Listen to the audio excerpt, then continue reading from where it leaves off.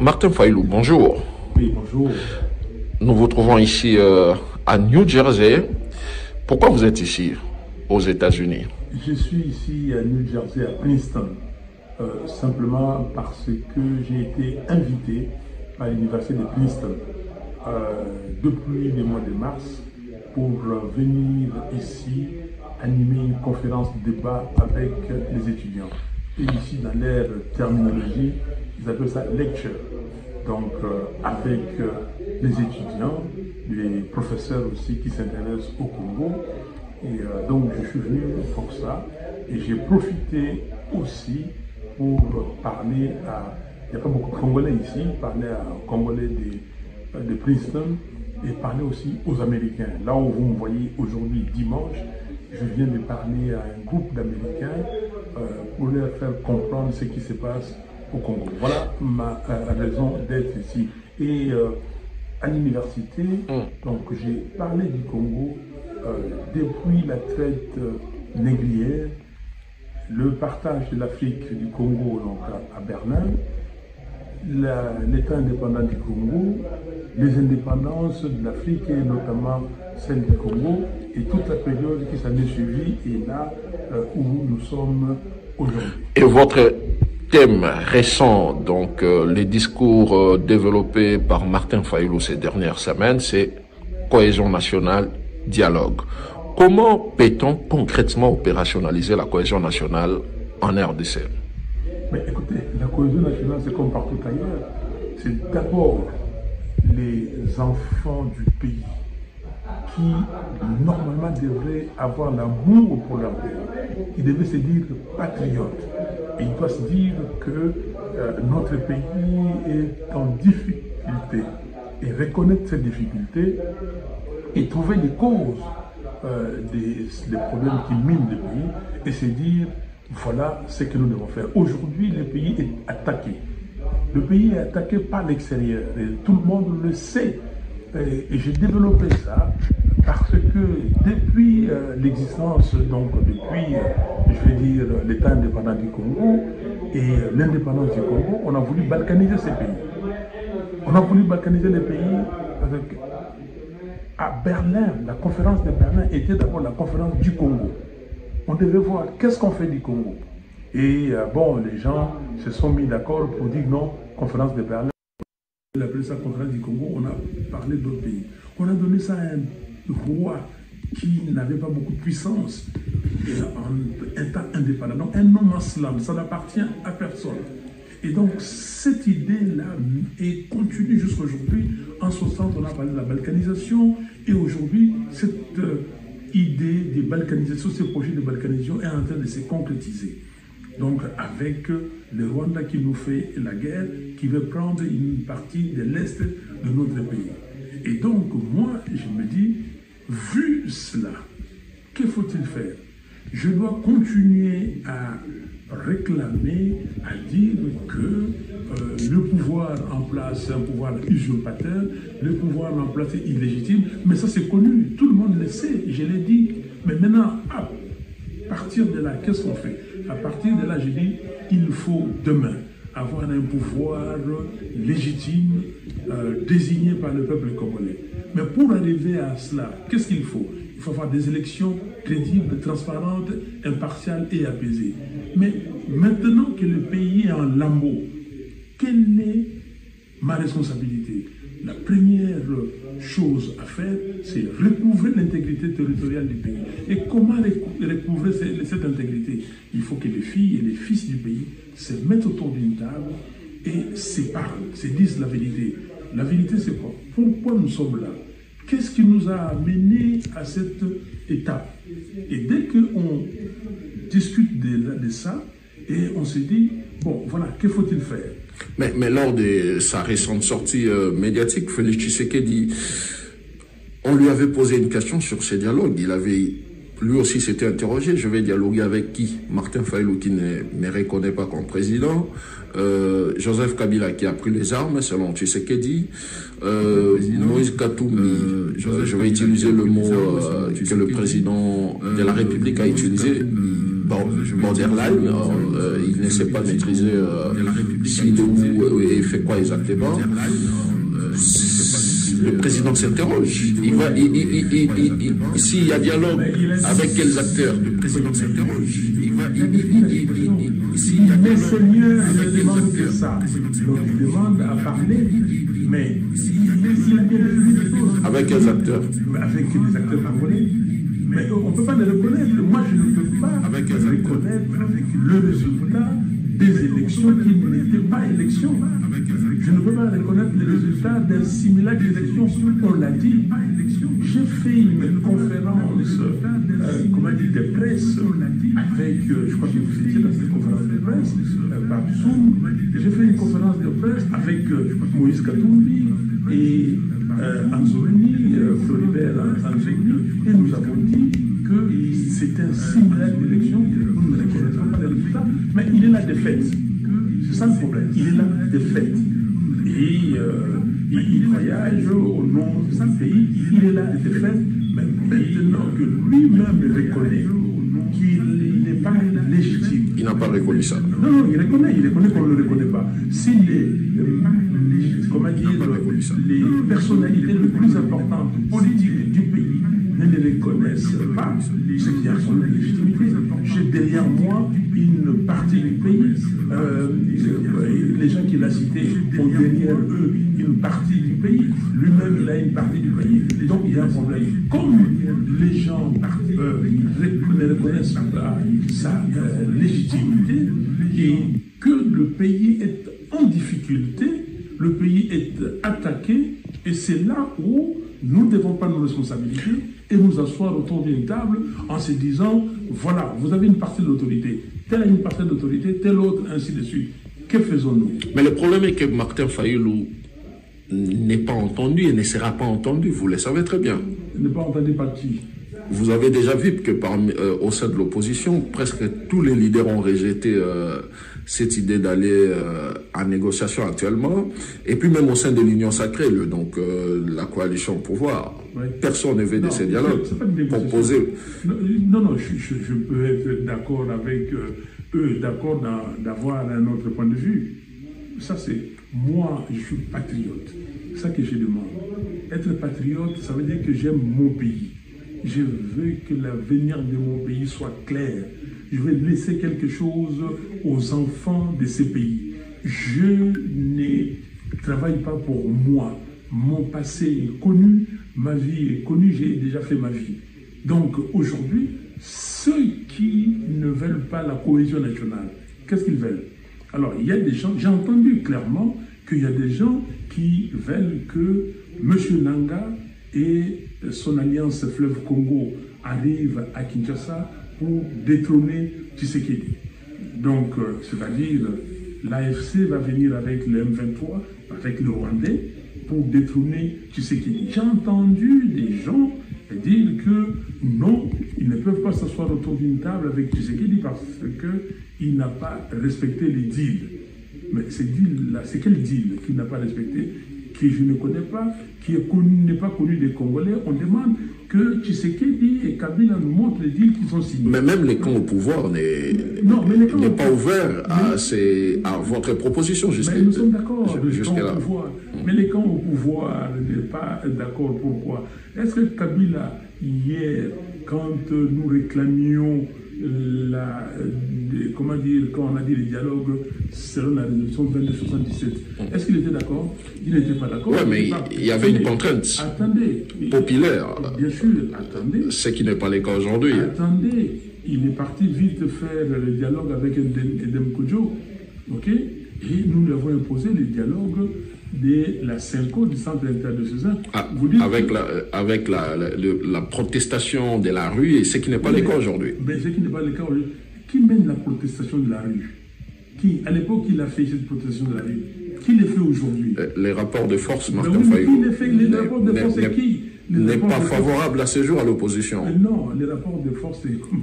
Mais vous savez, hier, j'étais le leader de cette opposition-là avec Etienne Tshisekedi. Tout ce qui s'est passé dans la rue Tshisekedi était à Bruxelles, c'est moi qui étais à Kinshasa. Ok?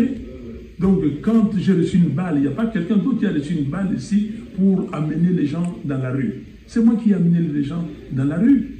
Quand nous avons parlé des préavis, ok, le 19 septembre, quand nous avons parlé des préavis, quand nous avons poussé des manifestations, et même après les élections de 2018, toute la rue, c'était nous pour arriver à pousser, à avoir des élections crédibles. Malheureusement, c'est vrai, vous avez raison, on ne les a pas eu, ces élections crédibles. Mais la protestation continue, ça commence. Aujourd'hui, vous ne pouvez pas dire qu'il n'y a pas de protestation. Attendons, nous avons commencé, nous faisons un pas. Nous disons d'abord, le pays est attaqué. Nous n'allons pas demander ce que nous avons demandé hier. Nous n'avons pas encore commencé. On dit d'abord, on fait la cohésion nationale pour voir comment recouvrer l'intégrité. Mais le problème, c'est que Martin Fayulu, ce que je dis, que votre initiative ne mobilise pas encore autant. Je suis d'accord avec vous. Je suis d'accord. Je peux être d'accord avec vous. Je vous entends. Ouais. Mais quand on a commencé les autres initiatives, j'en ai commencé combien? Est-ce que ça a mobilisé? Quand nous avons commencé l'union sacrée de l'opposition à l'époque, en 1990, il y a des gens qui disaient non. L'UDPS avait même dit non. Aujourd'hui, vous avez Katumbi qui vous a dit non. Vous avez Kabila, donc sa coalition, qui a dit non. Vous avez même des responsables au sein de l'Union sacrée qui disent non. C'est le problème. Mais eux ne sont pas le peuple. Eux, ils sont des leaders politiques, ok, qui disent non parce que ils connaissent leur situation. Moi, je connais la situation de mon pays. Mon pays, aujourd'hui, il y a plus de 115 localités et villages qui sont entre le mains du Rwandais, du M23 et de la coalition des Nanga, et donc des Rwandais. Je connais ça. Je sais qu'il y a 7 millions de Congolais qui sont des sans-abri aussi aujourd'hui. On les appelle des déplacés internes.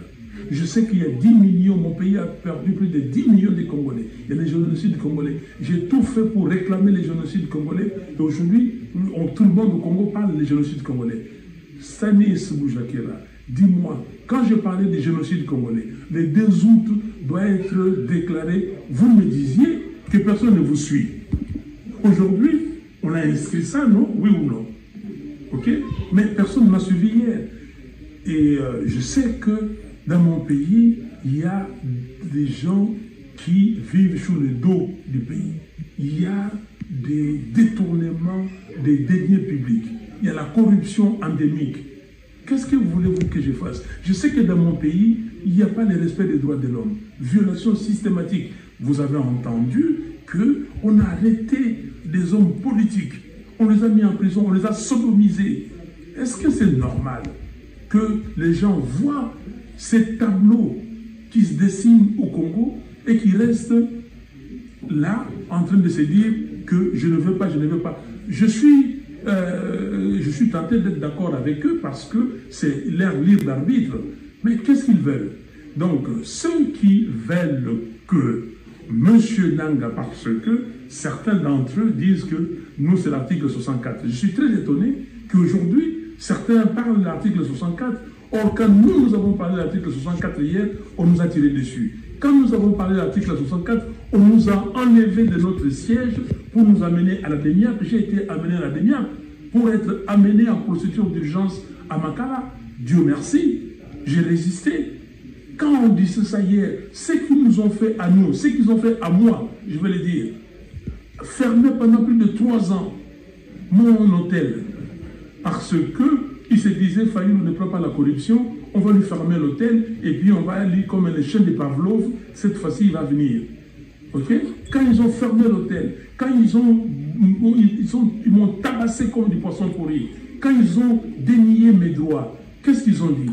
Aujourd'hui, ils ne veulent pas de ça, que Nanga vienne pour que demain encore, nous puissions avoir un deuxième James Kabarebe, un autre Rwandais qui soit chef d'état-major, qu'on nous relègue à l'étranger pour fuir le pays et dire que bon voilà, ils sont des gens qui ont fui le pays parce qu'il y a un gouvernement étranger qui a pris les pouvoirs au Congo. Mais comment expliquer que Martin Fayulu ne s'est pas joint aux dernières manifestations de l'opposition pour effectivement dénoncer la violation des droits de l'homme, les arrestations arbitraires, justice notamment pour Chéribin Okende, également pour Jacques Ndala, vous avez évoqué son cas.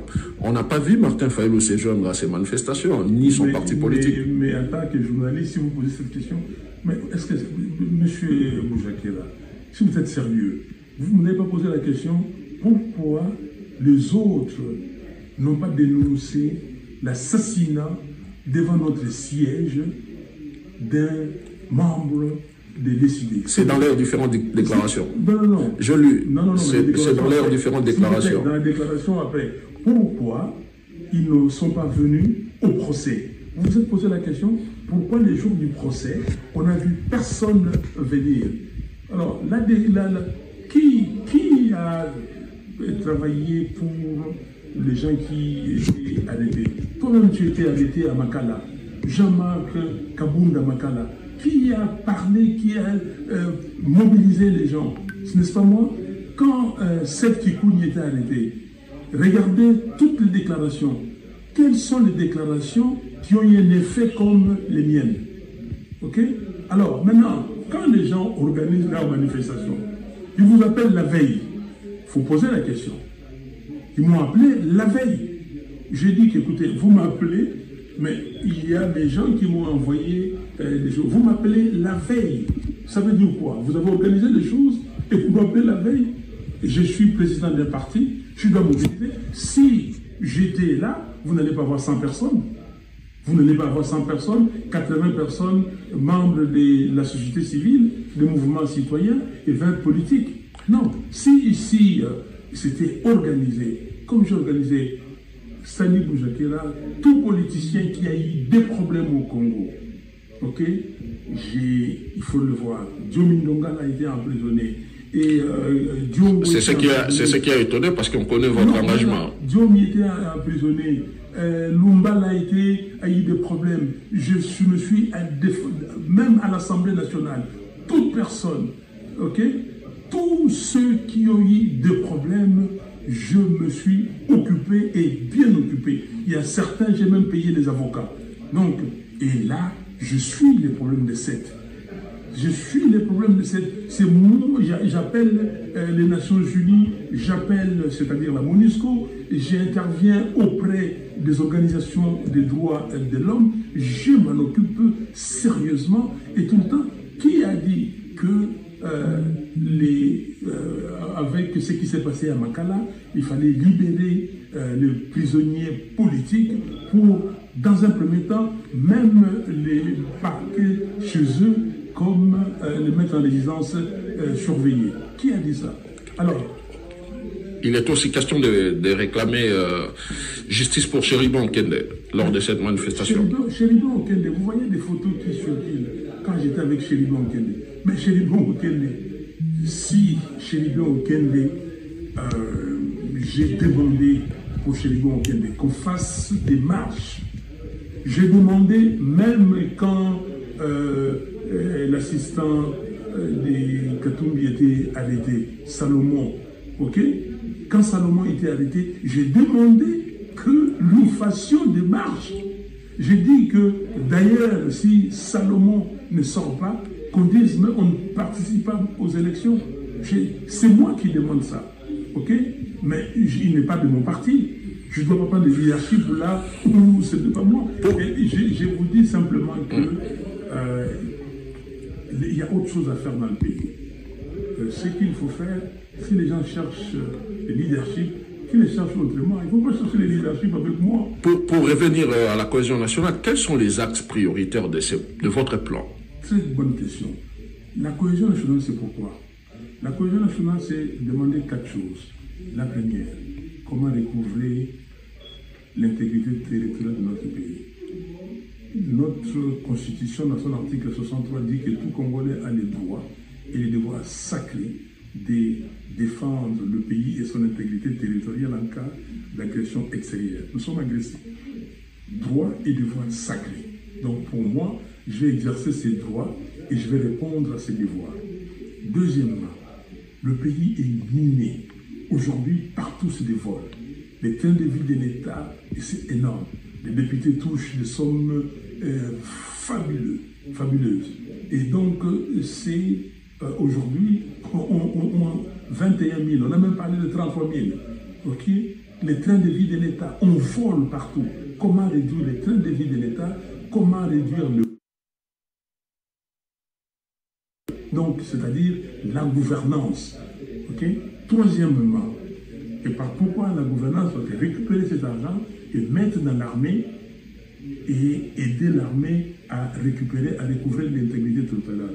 Troisièmement, comment résoudre le problème des violations systématiques des droits humains? Regardez ce qui se passe. Tel a été violé, on prend Seth Kikouni dans son bureau, on l'enlève, deux de ses membres, on les maltraite, et lui on ne sait pas. Et si on n'avait pas réclamé, si j'avais pas dit que les cris de sa femme, c'est tellement interpellant, il faut qu'on voit Seth Kikouni. Jusqu'aujourd'hui, on ne l'a pas vu. Bon, donc il faut troisièmement les droits, mais quatrièmement, c'est là où c'est dit, on va arriver bientôt en 2028. On va aller en 2028, en 2026, on va nous dire, ah non, voilà, on fait la CNI rapidement et on y va, et on va aux élections, et on reprend le même, on recommence. Non, déjà, quatrièmement, il faut voir comment faire des réformes institutionnelles, notamment les réformes liées à l'organisation des élections, c'est-à-dire la loi électorale, la CNI, la commission électorale, la Cour constitutionnelle, et tout ce qui est lié aux élections, fait sa réforme pour que demain, le peuple choisisse ses dirigeants, ses députés, ses sénateurs, son président en âme et conscience et librement. Et que les résultats soient les vrais résultats, c'est-à-dire la vérité des choses. Voilà les 4 axes, parce que vous parlez d'actes, que je veux qu'on aborde pendant ces assises. Pour parler actualité politique, pourquoi Martin Fayulu a-t-il rejeté la main tendue de Moïse Katumbi lorsqu'il s'agissait de se réunir pour envisager des discussions internes de l'opposition? Ou vous êtes journaliste ou vous ne l'êtes pas. Non, je vais vous dire crûment comme ça, c'est pas Moïse Katumbi qui m'a tendu la main.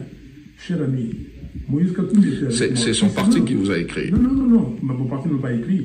Son parti, non, ensemble. Il ne m'a pas écrit. Je vais vous donner la vérité. Si vous ne connaissez pas la vérité, je vais restituer la vérité. D'ailleurs, je vais organiser une conférence de presse à mon retour au Congo, mais pour éclairer ces affaires-là. Parce que les gens se mettent à dire des choses et vous acceptez ça. Vous gobez ça et comme, je ne sais pas, je ne trouve pas des mots. Nous étions ensemble avec Moïse Katumbi. Nous avons créé la Mouka ensemble. J'ai été choisi candidat commun. Tout le monde a travaillé, j'ai été élu, tout le monde a travaillé, en tout cas, le travail de tout le monde s'est vu. Et puis après, nous sommes restés dans la Mouka. M. Tshisekedi est venu, il a créé l'Union Sacrée, il a demandé à Katumbi, à Bemba d'y aller. Ils sont partis, ils m'ont laissé. Ils sont partis. Et ils ont vu là-bas que, bon, voilà, Bemba est resté, Katumbi a dit que lui, même si ces gens lui restent, lui, il sort. Et on a commencé à discuter. Ma tante est venue me voir. Il est entré dans la danse. Et nous avons décidé de nous mettre ensemble. Les gens m'ont dit, bon, écoutez, on fait ça cette fois-ci ailleurs. On ne peut pas faire ça à Kinshasa. Je dis, pourquoi Kinshasa, c'est la capitale? Je dis, on fait ça à Kisangani. Je dis, non. Pourquoi Kisangani? Kisangani, si vous pensez que Kinshasa, c'est chez moi, Kisangani aussi, on appelle ça ville Mafa. Faisons ça à Kindu ou à Lubumbashi. C'est moi qui ai choisi. Ma tante a dit, ah non, je prends à Kindu.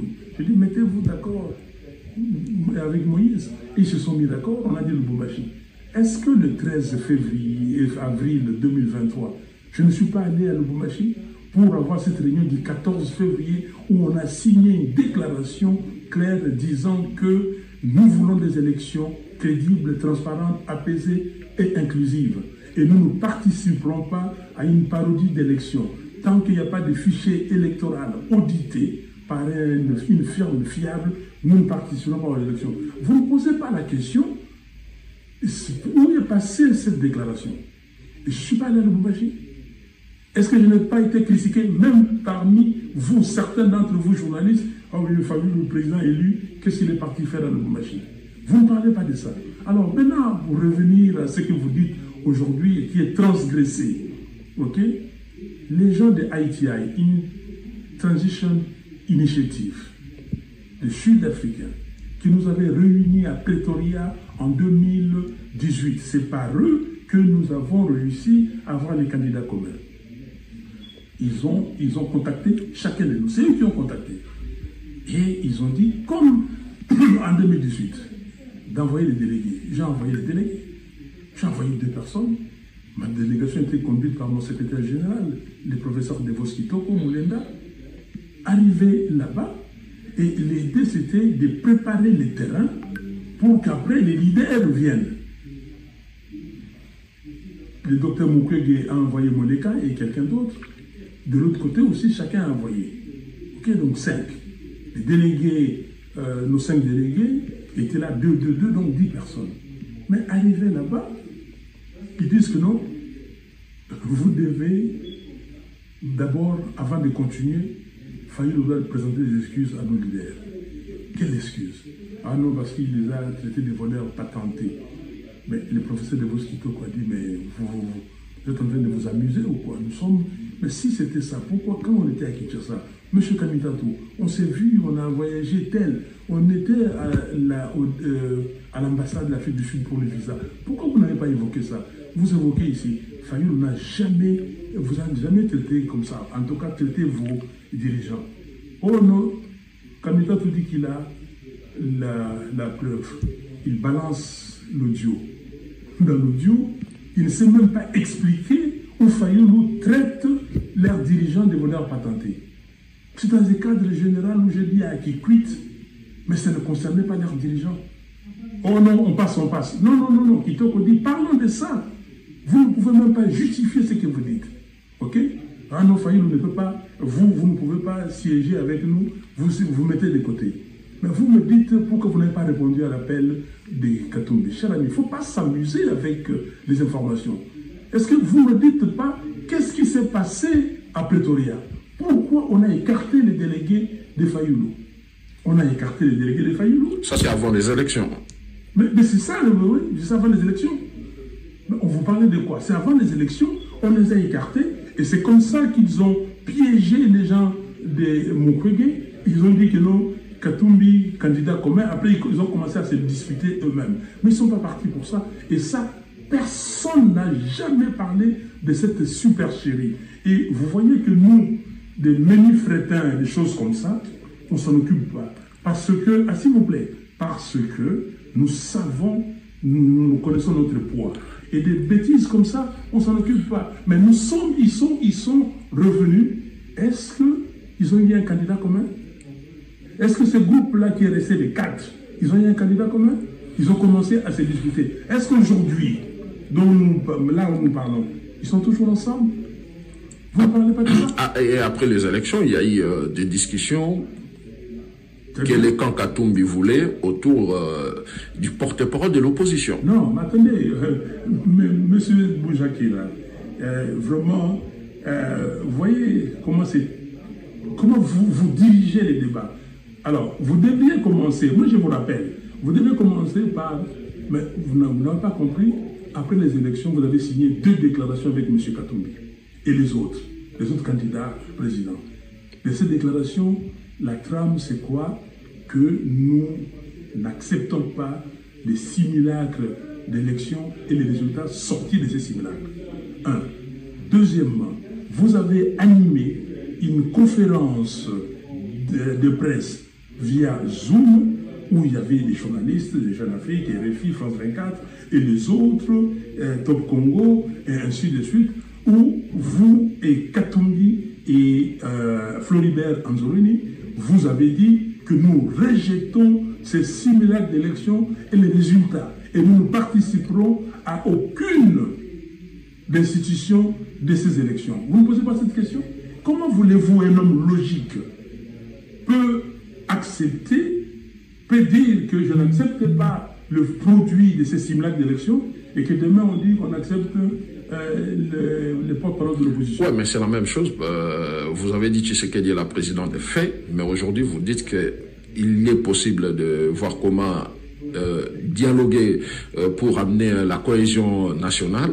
Oui. Mais il est le même... Non, c'est différent de porte-parole de l'opposition. On m'a dit en 2018 d'être, comment dire, les leaders de l'opposition. Je dis non, je n'ai pas accepté les résultats, je n'accepterai pas ça. Pourquoi on n'a pas accepté en 2006? En 2006, vous avez eu un porte-parole de l'opposition. En 2011, vous en avez eu. En 2018, vous avez eu. Et pourquoi on va avoir en 2023? Donc, soyons logiques, traitons l'information correctement. Oui, mais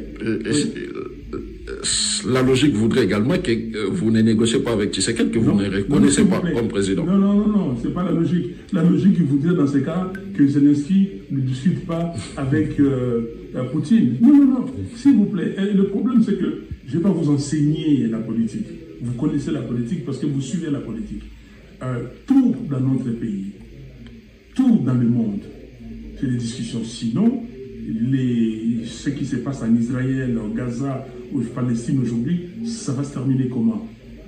Etienne Tshisekedi, en 2011, a gagné l'élection, oui ou non? Il a gagné. On a dit que, on parle de porte-parole de l'opposition, on a dit non. Etienne Tshisekedi a dit non. Mais est-ce que Etienne Tshisekedi, en 2016, n'a pas accepté de se mettre autour de la table et ces gens et les gens des cabinets? Non, ça c'est l'histoire. Quand nous étions à la conférence nationale souveraine, de l'autre côté, les Etienne Tshisekedi et les gens des Mobutu, ils s'appelaient les FPC à l'époque. Okay? Est-ce que nous ne sommes pas mis autour d'une table pour discuter? La discussion, c'est toute, même la guerre, ça se termine toujours par une discussion. Mais la discussion ne veut pas dire qu'on a reconnu les résultats. Non, on dit que c'est une force. Donc la différence avec le porte-parole de l'opposition, c'est que vous dites c'est parce que ça serait une institution.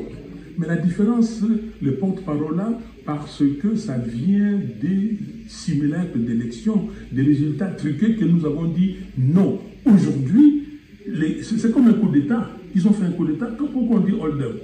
Hold-up, c'est quoi? C'est un coup, ils ont fait un coup d'État, mais le coup d'État là, et vous discutez avec ces gens-là, parce qu'ils ont fait un coup d'État, mais vous n'avez pas reconnu le coup d'État. Un dialogue dirait que Tshisekedi Fayulu est-il envisageable?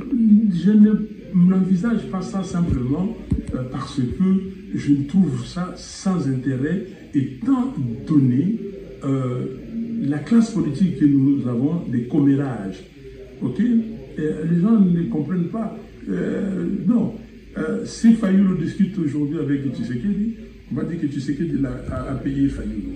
Mais les gens savent qui je suis. Ok? Mais je vais revenir sur ça. Laissez-moi être sur cette question-là. Il y a des gens qui m'ont proposé un dialogue direct avec Tshisekedi. Il y a même des présidents de la République. Déjà, quand on avait convoqué, Tshisekedi avait convoqué les consultations qu'il a faites avec les autres. Les autres sont partis. Pourquoi je ne suis pas allé? Je pense que, et je l'ai dit à tout le monde, qu'il faut que les parties prenantes se mettent autour d'une table. Si aujourd'hui, vous annoncez, le facilitateur est là, et qu'il annonce cette affaire, et que les Congolais pensent que c'est ça l'idée des patriotes. Je suis patriote. Ok? Je vais discuter dans une réunion avec les parties prenantes. Mais une réunion, une discussion tête à tête pour prêter les flancs aux détracteurs et tout ça, non, ça ne sert strictement à rien, ce n'est pas profitable pour le pays parce que je ne cherche pas du travail, je ne cherche pas l'argent. Ok? Et c'est pour ça que je vais rebondir à ça. Les gens me connaissent très mal. Les gens me connaissent très mal. Alors, je comprends les gens. Parce que ils sont sales, salis. Ils savent ce qu'ils sont. Ils ne peuvent pas avoir quelqu'un de propre. Et là, qui reste propre. Il faut les salir, les suyer.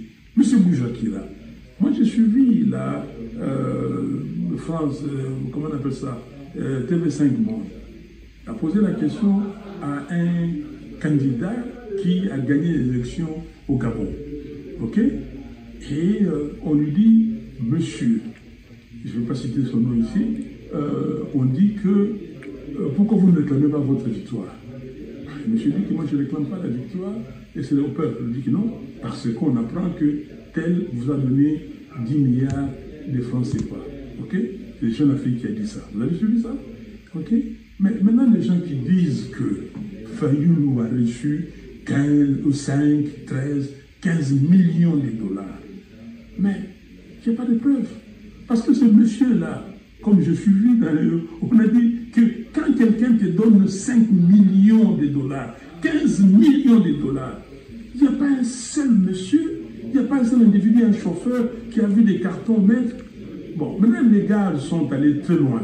Certains qui se disent aussi journalistes comme vous, ok, ils ont dit que non, c'est Jean-Pierre Bemba qui a facilité ça.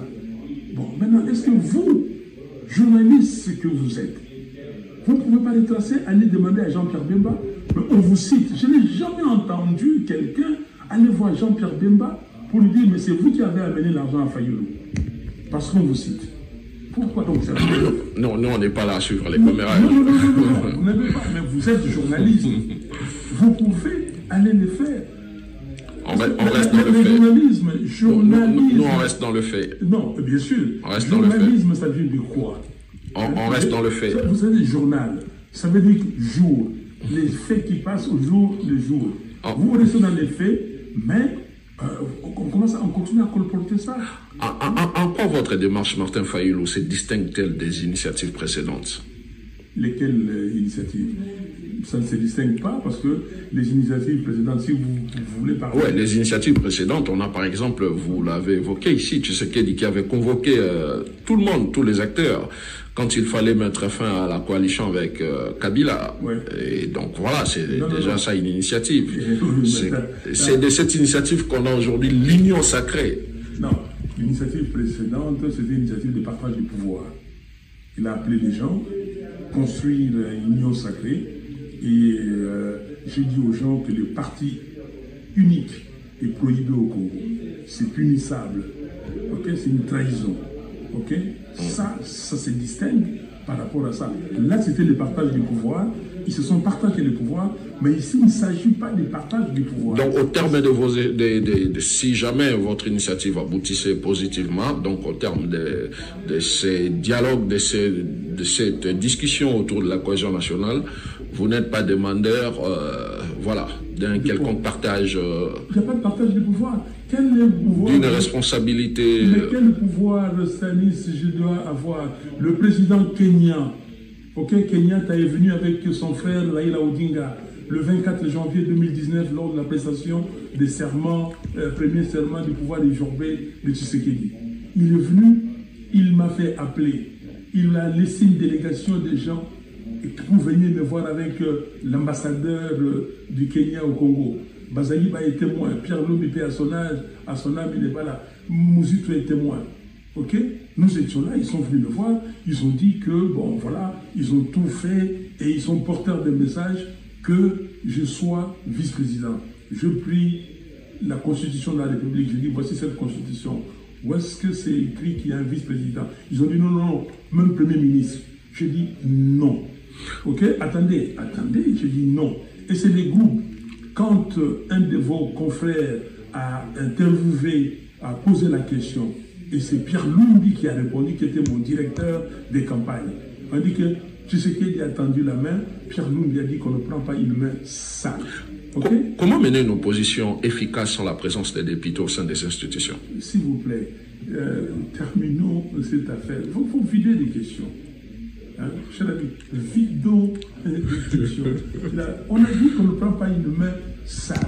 Mais bon, j'ai compris votre nom. Non, vous allez me dire que c'est vous qui conduisez le débat, bien sûr. Peut-être. Non. Comment mener une opposition efficace sans la présence? Comment nous mener une opposition efficace avant sans député? Comment nous avons, comment dire, avant on n'avait pas de député, on a mené une opposition. En 2006, par exemple, quelqu'un comme Tshisekedi, Etienne, avec l'UDPS, n'avait pas de député. Nous avons mené l'opposition. Stanis Bouchakera, rappelez-vous de ce que nous avons fait. En 2006, j'ai discuté avec Etienne Tshisekedi pour qu'il soit candidat. Il m'a expliqué non, et non, il est parti. Et je suis parti le voir, moi, en 2010, à Bruxelles, février 2010. Et je suis parti le voir, on a discuté avec lui. Quand je rentre, il demande à Albert Moleka de venir me voir en mars 2010. Et nous avons redynamisé l'UDPS. Moleka est là, présent. Jacques Chabani est présent. On a commencé des manifestations. Moi à la tête, avec Moleka et Jacques. On a été tabassé avec Moleka et tout ça. Nous avons fait. Et puis, nous sommes arrivés, on a préparé tout ça, et tu sais qu'il dit, et je suis reparti en octobre 2010, début, le voir chez lui, dans son appartement à Bruxelles. Et je lui ai dit, voilà ce que je vous avais dit en mars, c'est que j'ai des contacts que je devais prendre pour l'unité de l'opposition. J'ai pris ces contacts-là. Mon ami Pierre Claver Mbouy a dit que M. Fayoulou, certains noms que vous citez là, ici, nous n'aimons pas entendre ces noms ici à l'UDPS. Tshisekedi lui a dit, Fayoulou vous dit que tous ces gens-là seront derrière nous. Etienne Tshisekedi. Et Tshisekedi est venu, Albert est témoin. Nous avons organisé des réunions et tout ça, et nous avons créé la DTP, Dynamique Tshisekedi Président. Qui ne se rappelle pas de ça? Et j'apprends que certaines personnes disent, ah non, c'est Moleka qui nous a amené Fayoulou ici. Ils ne comprennent pas que moi, j'ai commis Tshisekedi en 1990, et c'est moi qui l'avais déterminé à ce que l'UDP soit membre de l'Union sacrée de l'opposition. On pouvait demander à Mutundula ou à Bahati. Donc, ce que nous faisons aujourd'hui, c'est une lutte qui a commencé depuis longtemps. Et depuis longtemps, quand Mobutu était là, nous avons lutté, nous n'avons pas de députés. En 2006, nous avons lutté, nous n'avons pas de députés. Et aujourd'hui, nous continuons. Vous parlez de quels députés? Les députés qui n'ont pas été élus, des députés qui sont là pour l'argent. Est-ce que vous pouvez prendre tous les députés de Kinshasa, et vous me mettez, moi, avec eux, et vous voyez qui peut arranger les gens? Vous pouvez prendre tous les députés, je prends simplement des Boutembo, je vais avec eux à Boutembo, tous ces mois, vous prenez tous les députés de Beni, tous les députés de Goma, vous prenez tous les députés de Kwilu, ou des Grands Bandundu, vous le mettez tous les députés de Congo central. Cher ami, vous parlez, je peux même vous dire, vous prenez des députés de Kananga, ok, vous avez vu la campagne? Vous prenez les députés des Sud Kivu, je vais avec eux. Alors vous dites que 100 députés, non. Si ces députés-là étaient vraiment l'émanation du peuple congolais, je pouvais comprendre. Mais ici, non. Vous connaissez l'histoire du Congo, vous connaissez ce qui se passe au Congo. Ce sont des institutions qui sont aujourd'hui considérées comme inutiles, ma dernière question, Martin Fayoulou, quel est votre point de vue sur l'attitude actuelle de l'Église vis-à-vis du pouvoir de Félix Tshisekedi? C'est quelle est cette attitude? Comment? Tshisekedi qui reproche particulièrement à l'Église catholique d'être trop dure vis-à-vis de sa gestion. Mais est-ce que vous avez déjà vu l'Église catholique? Vous connaissez Manoula? Moi, je suis un enfant de Manoula. Ok? Je chantais à la chorale et tout ça avec... vous savez ce que Mobutu disait de Manoula? Vous savez ce que Mobutu disait de Mosengo? Vous savez ce que Kabila disait de Mosengo ou de la Senko? Et donc, moi, je pense que l'Église catholique, c'est une église qui, comme me dit, est toujours du côté du peuple. Le peuple souffre. C'est cette église qui est tout le temps aux côtés du peuple, dans les paroisses, dans les fonds des villages. C'est les prêtres qui souffrent avec la population qui est broie le noir. Alors, mais si on vous reproche, est-ce que dans le gouvernement du Tshisekedi, il n'y a pas la corruption? Est-ce qu'il n'y a pas des gens qui ont volé 57 millions de dollars, 130 millions de dollars, 300, 500? Il y a Nanga a dépensé 1 milliard 300 millions de dollars. On ne sait pas ce qu'il a fait avec. Est-ce que si on reproche cela, l'Église, qui est une institution éthique, s'il reproche ça, et vous dites que l'Église ne fait pas son travail? Moi, je pense que l'Église catholique, c'est bien. Si j'ai été dans la Cinco, par exemple, j'allais dire, tiens, merci, parce que hier, c'est Kabila qui nous disait que l'Église catholique fait trop, en faveur même de l'opposition, et aujourd'hui, mais je ne pense pas que, moi je suis là, je ne vois pas ce que l'Église catholique fait pour me favoriser, mais l'Église catholique fait des choses pour que le peuple se retrouve. Martin Fayulu, merci beaucoup. C'est moi qui vous remercie.